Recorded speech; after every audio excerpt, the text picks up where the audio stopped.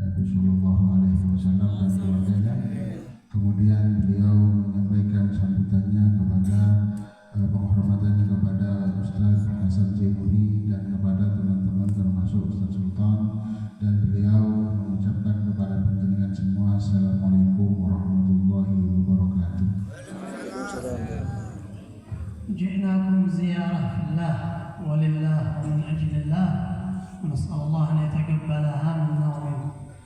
Kami datang mengunjungi panjenengan sedanten karena Allah, untuk Allah, dan semoga kita semua amal kita diterima oleh Allah Subhanahu wa taala. Amin. وقد قال نبينا محمد صلى الله عليه وآله وسلم لا تحقرن من المعروف شيئا ولو أن تلقى أخاك بوجه طليق. Sebagaimana disabdakan oleh baginda Nabi Sallallahu Alaihi Wasallam, jangan pernah meremehkan kebaikan itu walaupun sekecil apapun, walaupun hanya dengan cara memandang temanmu dengan wajah yang sumringah. وإن كان الأمر كما ذكر سيدي الشيخ حسن ليس مرتب من قبل، لكن الشعور بالفرح والسرور من أول ما وصلنا على حسن الاستقبال والابتسامة وحسن الكلام واللطافة فيه ملأ القلب فرح وسرور والحمد لله على ذلك. Walaupun yang diceritakan tadi tanpa ada persiapan dan semuanya data, tapi kesenangan panjenengan, kesukaan panjenengan, kebahagiaan panjenengan atas kedatangan para kiai, para ulama, orang yang ahli dakwah, itu sudah menyenangkan kami yang datang berziarah kepada panjenengan. ومن أفضل وأعظم وأسرع الطرق الموصلة إلى الله سبحانه وتعالى وإلى محبة الله هي التزاور في الله ومن أجل الله. Termasuk yang paling agung, paling cepat bentuk mendekatkan diri kepada Allah Subhanahu wa taala, yaitu saling mengunjungi karena Allah dan saling berziarah karena Allah.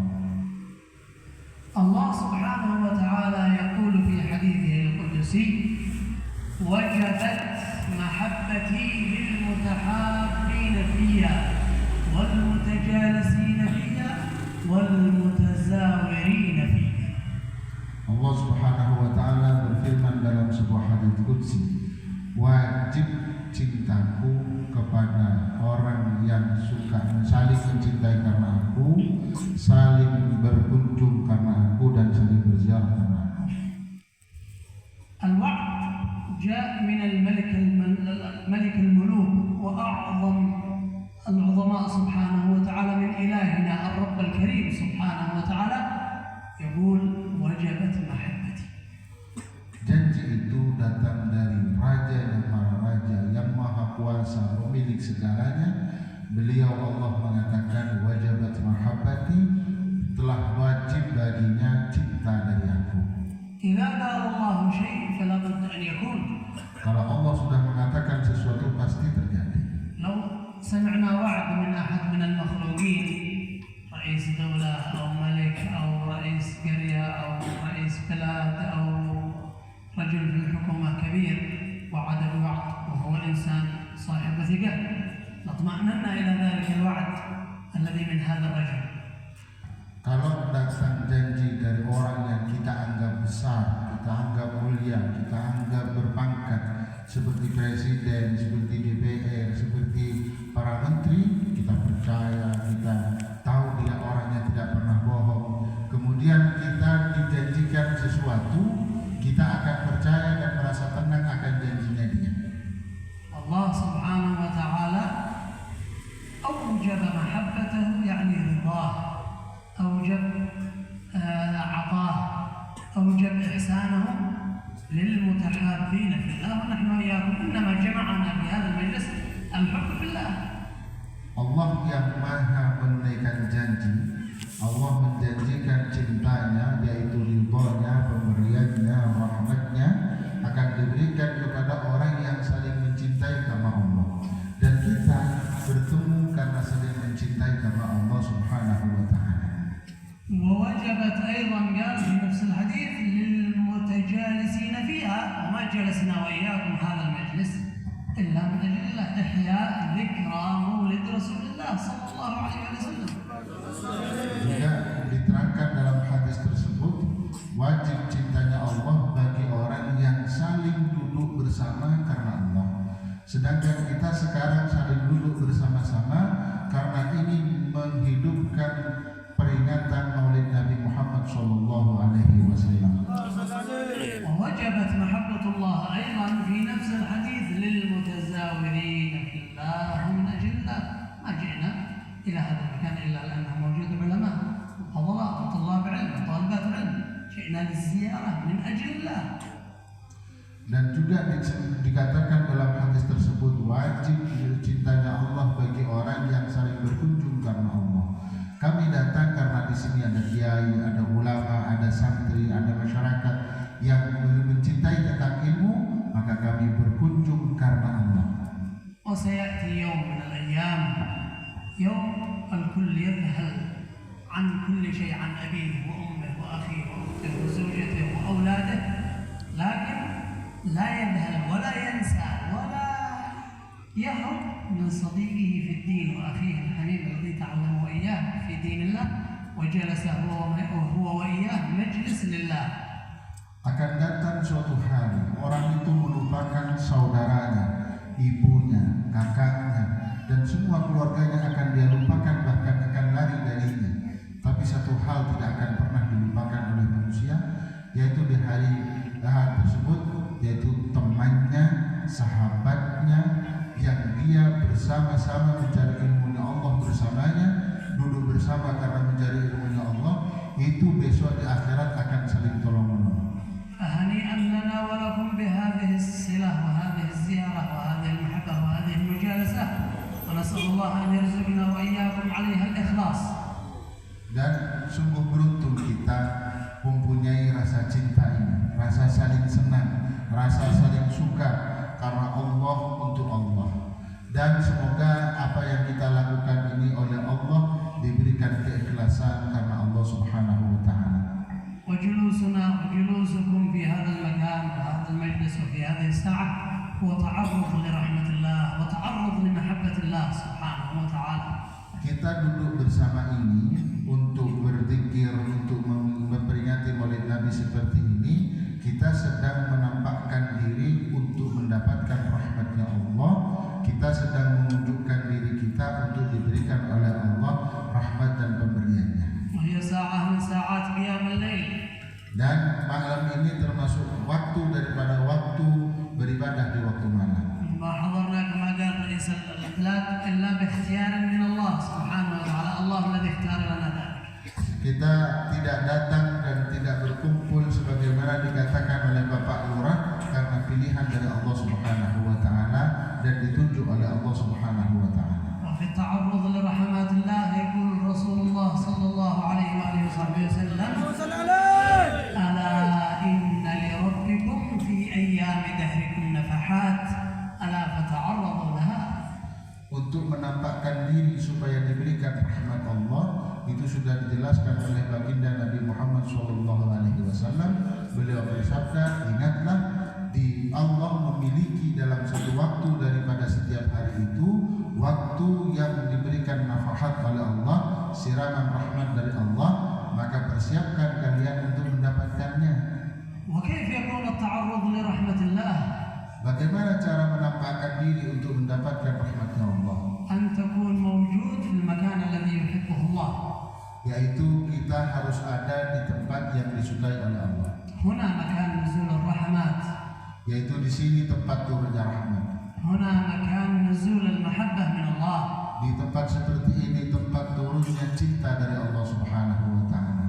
أماكن تلاوة القرآن هي الأماكن التي تنزل فيها رحمة الله. Tempat-tempat di situ dibaca Al-Quran itulah tempat-tempat turunnya rahmatnya Allah. كان سيدنا عمر بن الخطاب قبل إسلامه في السنة السادسة من النبوة خرج من بيته متوشحا سيفه يبحث عن رسول الله ليقتله.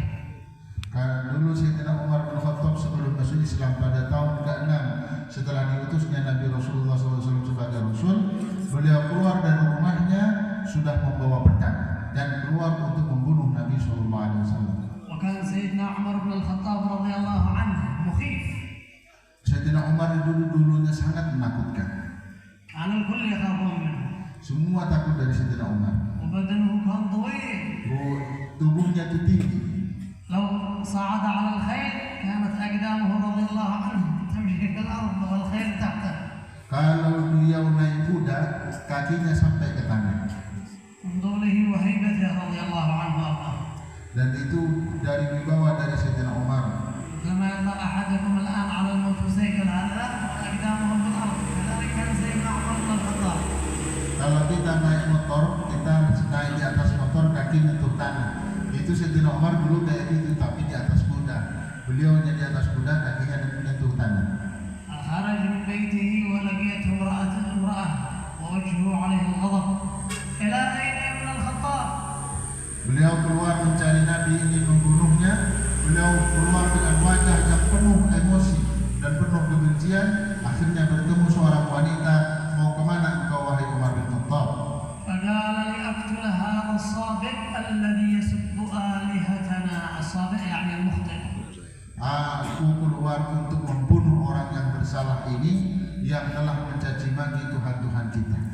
Yaitu yang dimaksud Nabi Muhammad. فعرفت المرأة أنه يريد رسول الله ليقتله. Maka wanita itu tahu kalau Sayyidina Umar ini membunuh Nabi Muhammad. وهي بفكرها عجوز امرأة كبيرة تظن أن عمر أقوى من رسول الله ولا تدري أن رسول الله أقوى من آلاف الرجال. Dia wanita tua itu menyangka Sayyidina Umar dengan tubuhnya yang masih kekar, masih muda, dia bisa lebih kuat dari Nabi Muhammad, padahal Nabi Muhammad lebih kuat dari ribuan Umar bin Khattab. قال أهل السيرة كانت المرأة مسلمة ولكنها مخفية إسلامها. Menurut para ulama ahli sejarah, wanita itu muslimah masuk Islam, tapi sedang menyembunyikan keislamannya. عندما خافت على رسول الله أرادت أن تحول طريق لعمر طريق أخرى لا يذهب إلى رسول الله. Ketika wanita itu mengkhawatirkan keselamatan Nabi Muhammad SAW, beliau berpikir gimana caranya Umar beralih pikiran dan beralih jalan menuju yang lain. فقالت قبل أن تذهب إلى محمد ابدأ بأهل بيتك فإن فاطمة بنت الخطاب قد أسلمت. فاطمة أختك وزوجها سعيد بن نبيل قد أسلم واتبع محمد. ابدأ بهم قبل أن تذهب إلى محمد. Kata wanita itu, sebelum engkau datang ke rumah Muhammad, mulai dulu dari keluargamu. Fatimah bintul Khattab, saudaramu Fatimah bintul Khattab dan suaminya itu sudah masuk Islam dan mengikuti Nabi Muhammad. فذهب عمر بن الخطاب واشتد غضبه أكثر من قبل. ذهب إلى بيت أخته فاطمة بنت الخطاب. Umar bin Khattab langsung dari tujuannya ke Rasulullah merubah arah ke rumah saudaranya Fatimah bintul Khattab dengan wajah yang lebih murka dan lebih marah sebelumnya. فلما وصل إلى باب الباب طرق عليهم الباب وهي فاطمة بن الخطاب وزوجها سعيد بن نبيل وكان عندهم خباب بن الأرت يعلمهم القرآن. Ketika sampai ke rumahnya saudaranya Fatimah bintul Khattab, langsung menggedor pintu. Fatimah bintul Khattab dengan suaminya sedang belajar Al-Quran kepada seorang sahabat yang bernama Khabbab bin Arat. عندما طرق الباب قام سعيد بن نفيل زوج فاطمة لينظر من في الباب وكانت الأبواب قديما أبواب مشققة يستطيع أن يرى أحدهم من خلالها. فنظر وإذا هو عمر بن الخطاب فاشتد خوف سعيد بن نفيل من عمر ورجع إلى زوجته فاطمة. Suaminya Fatimah bintul Khattab melihat siapa yang mengetuk pintu. Pintu zaman dulu banyak renggangnya sehingga bisa diintip dari dalam. Ketika diintip, dilihat Umar bin Khattab sedang membawa pedang dengan wajah yang murka dan memerah. Akhirnya Sa'id bin Khail suaminya Fatimah lari masuk ke dalam sembunyi di belakang istrinya. قال لها يا فاطمة هذا عمر في الباب. Dia berkata kepada istrinya, Fatimah, itu Umar bin Khattab yang ada di pintu. كان خباب بن الأرت الذي علمهم القرآن اختبأ. Khabbab bin Arat yang mengajari mereka berdoa Al-Quran sembunyi. وقامت فاطمة من شدة الخوف نسيت الصحيفة القرآن التي كانت في يدها. كان يكتب القرآن على جلود نسيتها في يدها. نسيت أن تخبئها. Fatimah bintul Khattab langsung berdiri untuk membuka pintu. Dia melupakan beliau sedang memegang Al-Quran yang ditulis di kulit dan dipegang olehnya. ففتحت بأخيها ودخلت وقالت أهلا يا عمر. فقال ما هذه الهمهمة الذي أسمعها. Kemudian membuka pintu dan Umar bin Khattab dimasukkan. Dia menyambutnya dengan baik. Selamat datang wahai Umar, saudaraku Umar. Umar bin Khattab dengan wajah yang garang mengatakan, apa ini suara yang kudengarkan? وكان يسمع قراءة القرآن في الداخل فسماها ما يعرف ما اسم القرآن إنما قال ما هذه الهمهمة التي أسمعها في الداخل. Tadinya Sayyidina Umar mendengarkan bacaan Al-Quran yang diajarkan Khabbab bin Arat.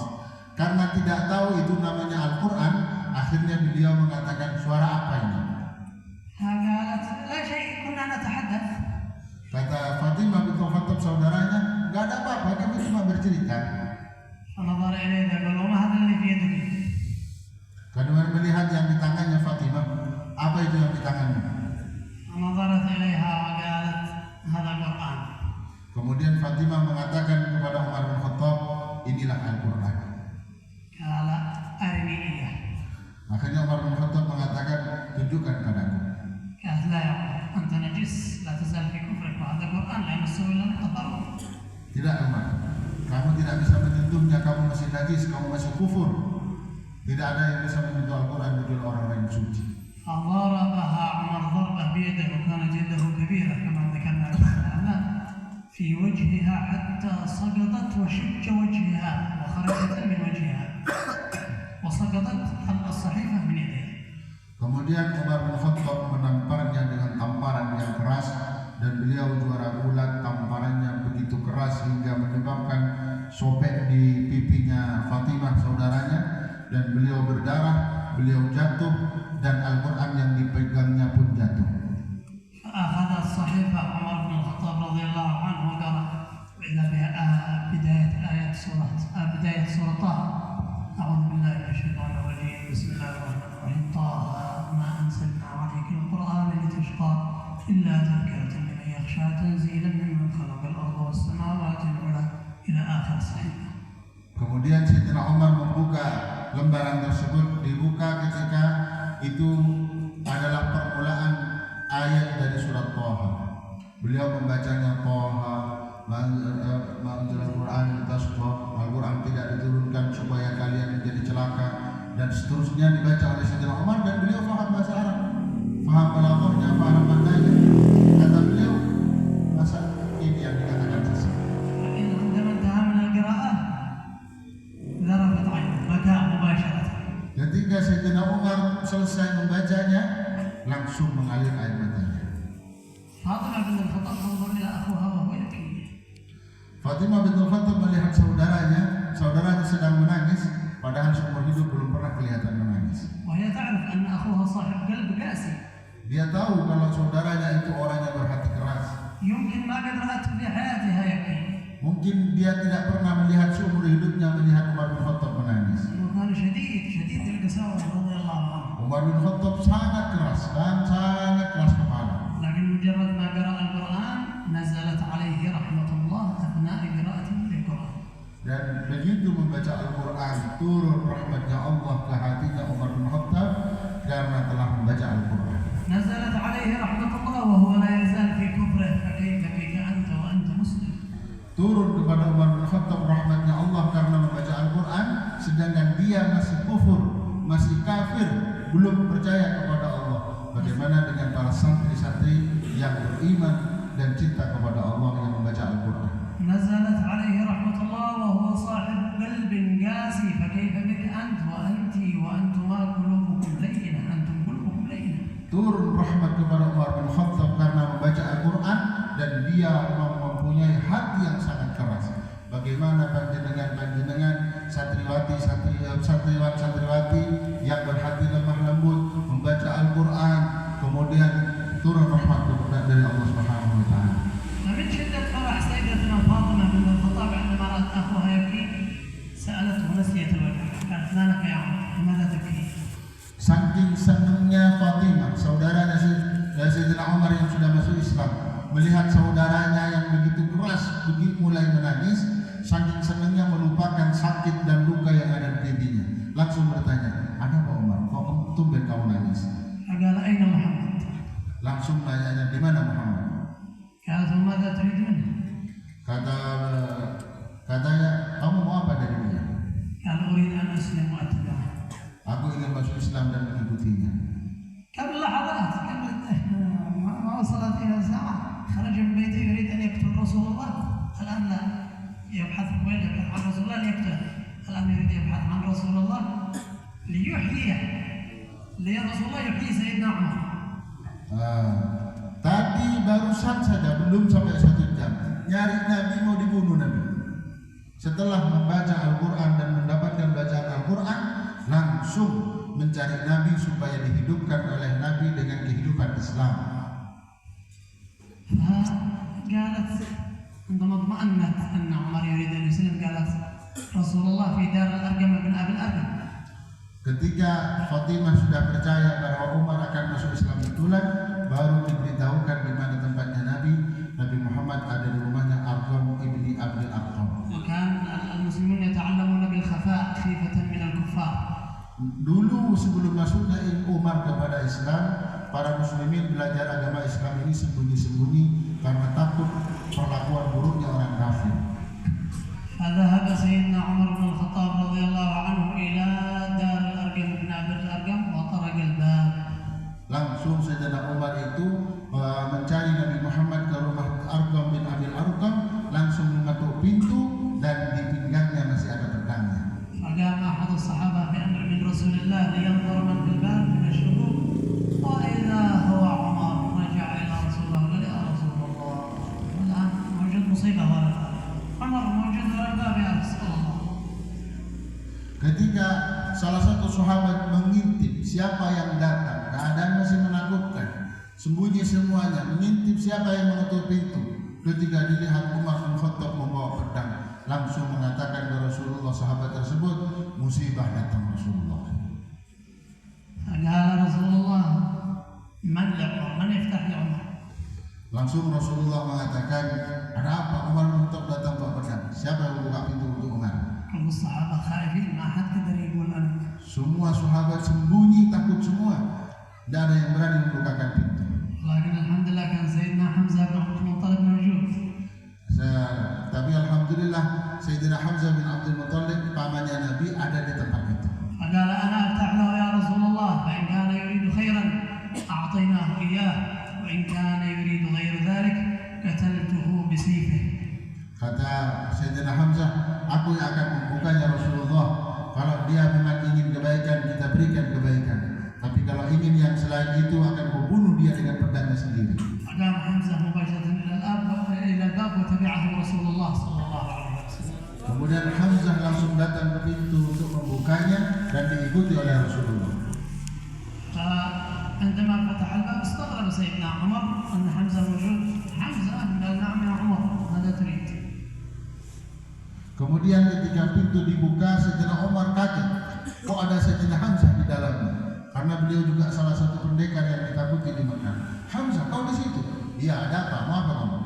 وأيضا كان سيدنا حمزة رضي الله عنه من الكبار كبير البدن وعظيم الهيبة كان كثير يخافون منه. Sayyidina Hamzah ini orang yang besar, tinggi dan sangat disegani. عندما جاء رسول الله وكان حمزة طويل وسيدنا عمر طويل وجاء رسول الله وكان معتدل الخلقة بأبيه وأمي فقام فيما بينهما. Kemudian di antara dua pendekar yang berhadapan itu, Rasulullah langsung masuk di tengah-tengahnya. Sayyidina Hamzah tinggi, Umar bin Khattab tinggi. Tapi ketika Rasulullah masuk di tengah-tengahnya, seakan-akan semuanya sama tinggi. أخذ رسول الله صلى الله عليه وسلم بتلابيب عمر بهذا وهزه وقال ألم يأني لك يا عمر أن تسلم وتتبعني. Kemudian Rasulullah memegang baju Sayyidina Umar dan diangkat oleh Rasulullah. Kemudian oleh Rasulullah dikatakan, tidaklah datang waktunya ya Umar, engkau masuk Islam dan mengikutiku. فقال بلى يا محمد جئتك مسلم أريد أن أسلم. Ya Rasulullah, sudah datang waktunya aku datang untuk masuk Islam. فكبر الصحابة الذين كانوا خائفين في الداخل يختبئون كلهم كبروا بصوت واحد الله أكبر. Kemudian sahabat yang sembunyi dari tadi karena takut dari Sayyidina Umar, mendengar Sayyidina Umar datang untuk masuk Islam, langsung semuanya berkata Allahu Akbar, Allahu Akbar. فرحوا الآن جاء لهم كنز ثمين كنز عظيم وهو سيدنا عمر.